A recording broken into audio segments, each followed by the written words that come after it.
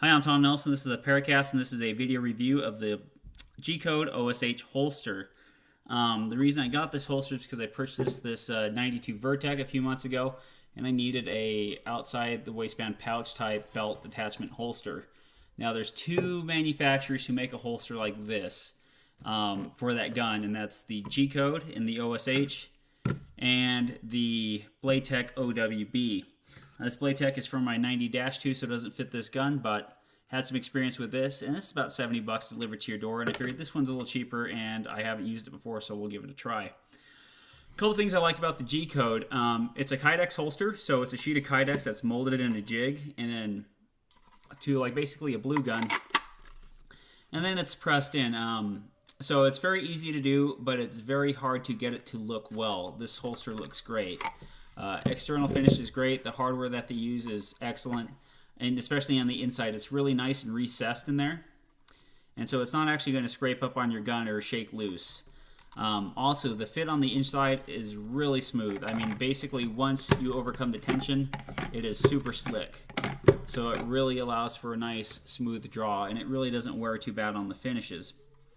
The tension is at the trigger guard, and it's a very hard tension. As you can see in the mold, it's a very deep mold right there, and so if you tension that down, it's going to come in pretty tight.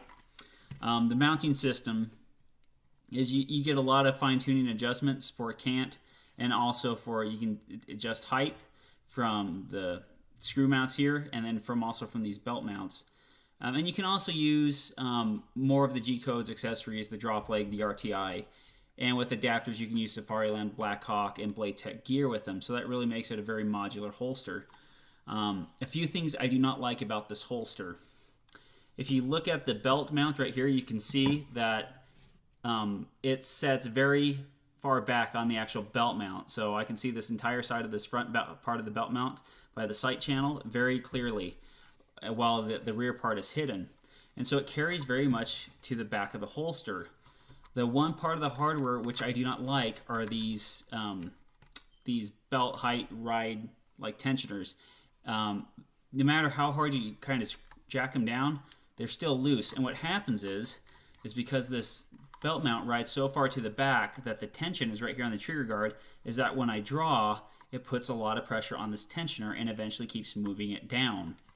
What ends up happening is I draw, as soon as that thing keeps going down, I actually start rocking it on the belt in this manner. So it kind of takes a little bit longer for you to get the gun out of the holster. Another issue I have with the gun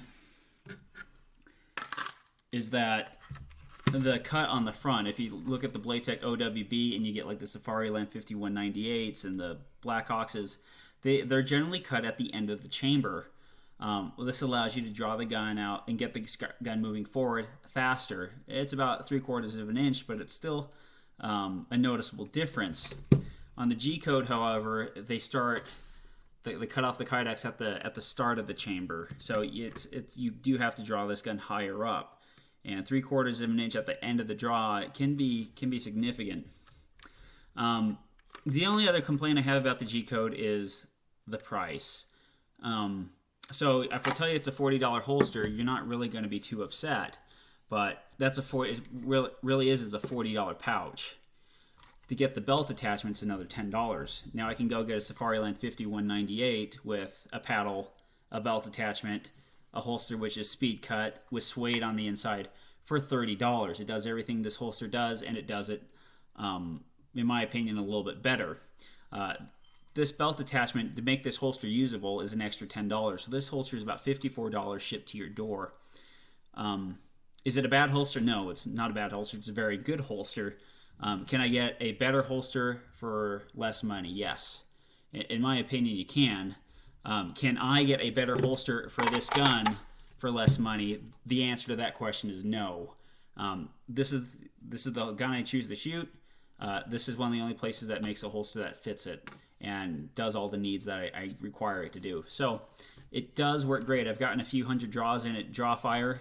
I've been carrying it around, been messing around with the blue gun in it too, and it's a great functional holster. So if I had to give it a grade score, I'd probably give it a B. If you want to check out this holster online, you go to tacticalholsters.com. It's a G-Code is a kind of a subsidiary company of a company called Edgeworks. So just type in G-Code in Google and it'll pull it up, and you can see all the different mounts and options you can get for it. If you would like to subscribe to this podcast, I'd very much appreciate that.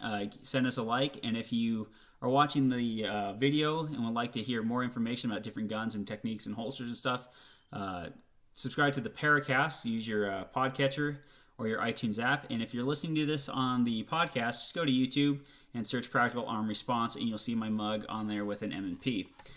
Okay, so that will do it for today. So thanks for listening and watching, and we'll catch you guys next time.